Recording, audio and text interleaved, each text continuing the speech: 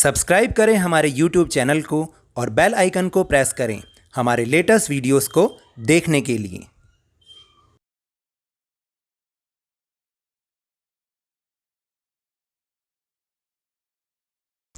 Hello and welcome to Lovneesh sir की क्लास। आज की ये directorate of education GNCT of Delhi की वर्कशीट नंबर 5 जो कि क्लास 6 to 8 के स्टूडेंट्स के लिए है।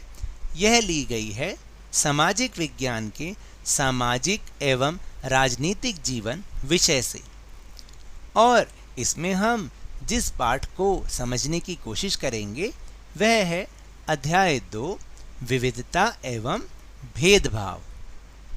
देखिए, विविधता की बात तो हम बहुत पहले से करते आए हैं और आपने 5वीं क्लास में, 4थी क्लास में भी ये समझा होगा, आपकी मैम या सर ने ये समझाया होगा कि विविधता का क्या मतलब होता है। विविधता का मतलब होता है भिन्नता, हर चीज़ में अलग अलग होना, हर चीज़ में बहुत सारे विकल्प होना, विविधता, चाहे वो कोई भी चीज़ हो। और इसीलिए जो हमारा देश भारत है वह भी विविधताओं का देश है। क्यों है? क्योंकि हमारे देश में 1600 से ज़्यादा भाषाएं बोली जाती हैं, तो है ना विविधता। भाई, आप तो एक या दो ही भाषा जानते होंगे, लेकिन पूरे भारत में 1600 से ज़्यादा भाषाएं, यानी इतनी ज़्यादा भाषाएं, इस भाषा में भी विविधता। फिर आगे है कि हम सभी विभिन्न प्रकार का खाना खाते हैं, अलग अलग त्योहार मनाते हैं और भिन्न भिन्न धर्मों का पालन करते हैं। तो देखिए ना, हर चीज़ में विविधता, यानी जो हम खाना भी खा रहे हैं उसमें भी विविधता, क्योंकि हम तो जो खाना खा रहे हैं वो ज़्यादातर हम जिस राज्य से हैं उसी राज्य पे लगभग आधारित होता है। लेकिन जब हम दूसरे राज्य में जाते हैं तो वहाँ पर कुछ अलग तरीके का खाना है। इसी तरह जो हम त्यौहार मना रहे हैं वो भी अलग अलग मना रहे हैं। हमारे जो देश में धर्म हैं वो भी अलग अलग हैं। भाषाओं का तो हमने जिक्र कर ही लिया, यहाँ तक कि आप देखेंगे कि हमारे पहनावे, जो हमारा पहनावा है उसमें भी विविधता है, हमारे रहने सहने में भी विविधता है। तो हर चीज़ में विविधता।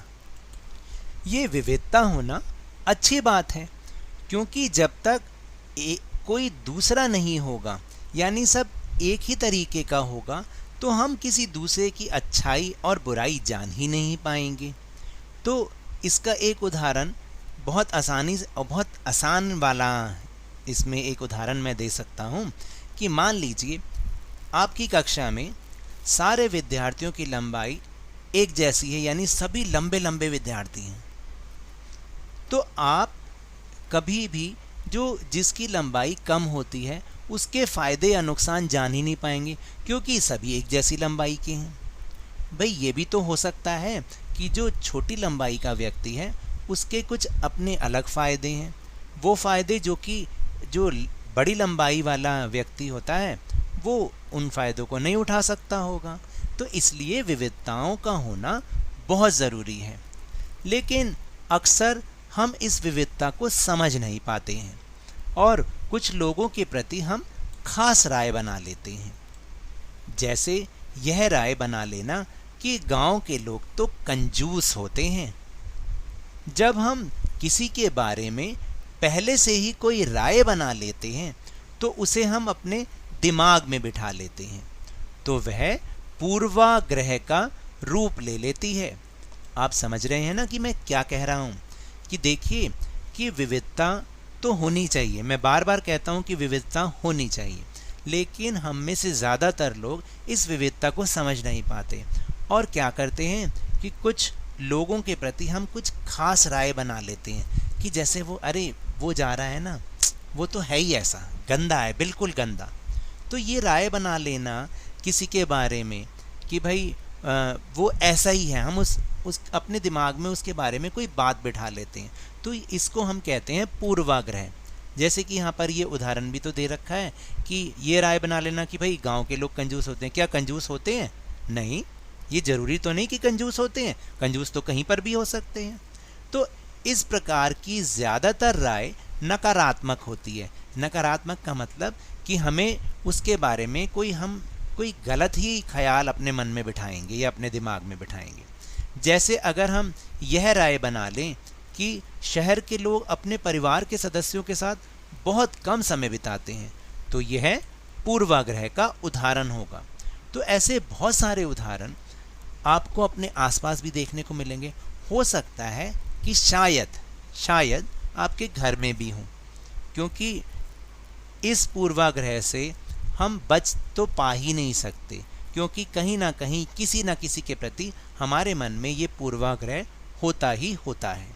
तो इसलिए विविधता होना अच्छी बात है, लेकिन विविधता के साथ ये जो हम भेदभाव करने लग जाते हैं कि फला व्यक्ति तो ऐसा ही है, तो ऐसा नहीं होना चाहिए। तो चलिए अब चलते हैं अपने प्रश्नोत्तर की ओर और उनका जवाब देने की कोशिश करते हैं। तो पहला प्रश्न है कि अपने परिवार के सदस्यों की मदद से भारत में मनाए जाने वाले विभिन्न त्योहारों एवं बोली जाने वाली विभिन्न भाषाओं के नाम पता कीजिए एवं उनकी सूची बनाइए। तो आपको अपनी सामाजिक विज्ञान यानी सोशल साइंस की नोटबुक लेनी है और उसमें ये प्रश्न को करना है। और उसमें सबसे पहले आपको एक टेबल बनानी है जिसमें एक तरफ आप लिखेंगे त्योहार और दूसरी तरफ लिखेंगे भाषाएं। तो यहाँ तो 5 रोज़ बनी हुई थी, 5 पंक्तियाँ बनी थी, इसलिए मैंने 5-5 उदाहरण दिए। आपको क्या करना है, इन 5 उदाहरणों के साथ साथ आपको अपनी तरफ से 5-5 दोनों के उदाहरण और जोड़ने पड़ेंगे। यानी आपको टोटल 10 त्योहारों के बारे में लिखना है और 10 भाषाओं के बारे में लिखना है। तो मैंने त्यौहार कौन कौन से लिखे हैं? दीपावली, होली, ईद, गुरुपूरब यानी गुरु नानक देव जी का जन्म दिवस और क्रिसमस। इसी तरह जो भाषाएं मैंने लिखी हैं, पंजाबी, बंगाली, तमिल, मराठी और गुजराती। इसके अलावा 5-5 दोनों के उदाहरण आप खुद भी लिखेंगे, तभी तो पता चलेगा कि आपको समझ में आया है या नहीं आया। अब प्रश्न नंबर 2, जो कि बहुत ध्यान से करना है। निम्नलिखित कथनों को पढ़िए एवं ये बताइए कि ये पूर्वाग्रह के उदाहरण हैं या फिर नहीं। तो आपको अभी मैंने ऊपर समझाया कि पूर्वाग्रह कहते किसे हैं, तो उसी को ध्यान में रखते हुए आपको एक एक लाइन को पढ़ना है और ये समझना है कि ये पूर्वाग्रह के उदाहरण हैं या फिर नहीं। तो पहला जो कथन है, पहला वाक्य है, वह है कि शहर के लोग आलसी होते हैं। अब बताइए कि ऐसी धारणा हम बनाते हैं या नहीं बनाते? जी हाँ, बिल्कुल बनाते हैं। इसका मतलब ये पूर्वाग्रह का उदाहरण है। ठीक है, अब हम दूसरा वाक्य देखते हैं कि गांव के लोग अपने स्वास्थ्य को लेकर सतर्क नहीं होते।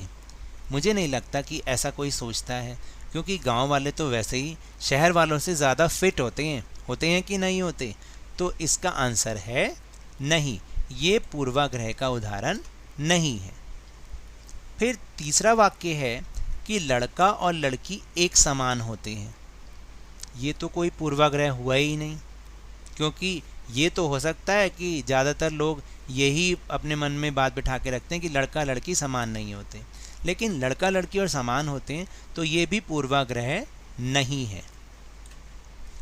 फिर चौथा वाक्य है कि विदेशी लोगों पर भरोसा नहीं किया जा सकता है। हाँ, ये तो हम बहुत बार सोचते हैं और हमारे में से बहुत सारे लोगों के मन में यही धारणा बनी हुई है कि विदेशी लोगों पर भरोसा नहीं किया जा सकता। तो फिर ये पूर्वाग्रह का उदाहरण है। और आखिरी में है कि अंग्रेजी बोलने वाले सभी लोग बुद्धिमान होते हैं। ऐसी हमारे में से जो ज़्यादातर लोग हैं उनकी ये सोच होती है कि जो अंग्रेजी बोलता है ना, वही ज़्यादा बुद्धिमान होता है। तो हम ये अपने दिमाग में इसका मतलब पूर्वाग्रह बनाकर बैठे हुए हैं। तो इसका मतलब यह भी पूर्वाग्रह का उदाहरण है। तो अब आप समझे कि किस तरीके से विविधता और भेदभाव में दोनों में क्या अंतर होता है। विविधता होना बहुत ज़रूरी है, लेकिन विविधता के साथ साथ हमें किसी से भेदभाव नहीं करना चाहिए। तो ये तो थी आज की वर्कशीट। अगर मेरे इस तरह समझाने से आपको अब थोड़ा थोड़ा समझ में आने लगा है तो इस चैनल को ज़्यादा से ज़्यादा सब्सक्राइब कीजिए, लाइक कीजिए और बहुत ज़्यादा शेयर कीजिए और मेरे साथ इसी तरह वर्कशीट को समझते रहिए, लेकिन ध्यान और मन लगाकर ज़रूर पढ़ते रहिए। धन्यवाद।